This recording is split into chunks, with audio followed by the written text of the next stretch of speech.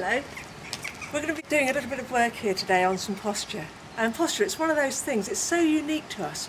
Yes, we share commonalities between us and other people, but actually it is just so unique to us. It tells us a lot about our vitality, our robustness, and in fact it tells us something about our health and well-being. And of course for many people what they tend to do is they tend to think of good posture as being a hallmark of good health. But there's a lot of controversy about that, and that's what we're going to see if we can start to help you out with today. Come on in.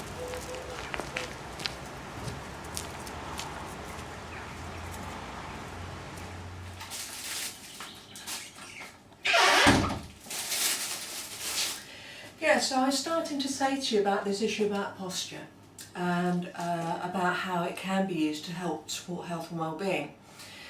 And probably it's true to say that now we are potentially our most informed ever in life about posture and about how best to organise it.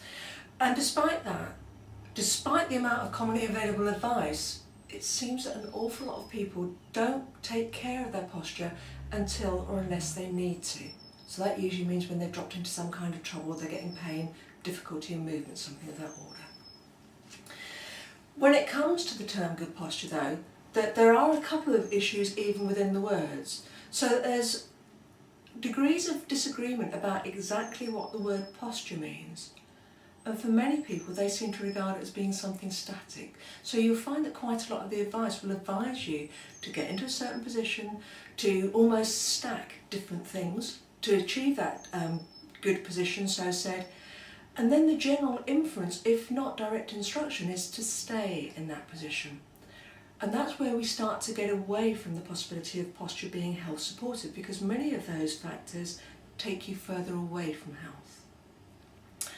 When it comes to even thinking about the word good within the context of good posture, there's actually more in the way of debate that goes on around that, even to the point that actually some people raise the question, is there truly such a thing as good posture?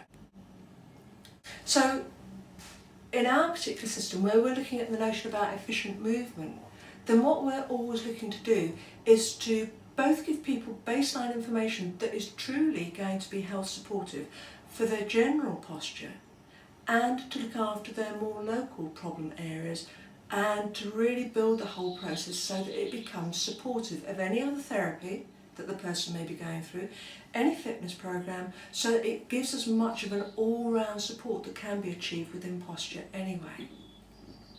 And what we're going to be doing in a few moments is looking at some common advice about posture, what we feel the drawbacks are, in order that it helps you become more selective about the information that you may pick up from any general source, that you can quickly assess how useful is it going to be to you, and how you could perhaps even make better use again of it. And that's what we're going to start doing in a moment, so come on. This is quite a common diagram that you'll often see or find being used by different practitioners when they're talking about posture. And in this diagram what you'll find is that the one on the right is the one that tends to be counted as being the idealised, the upright posture, the one that is often said to be good posture in fact.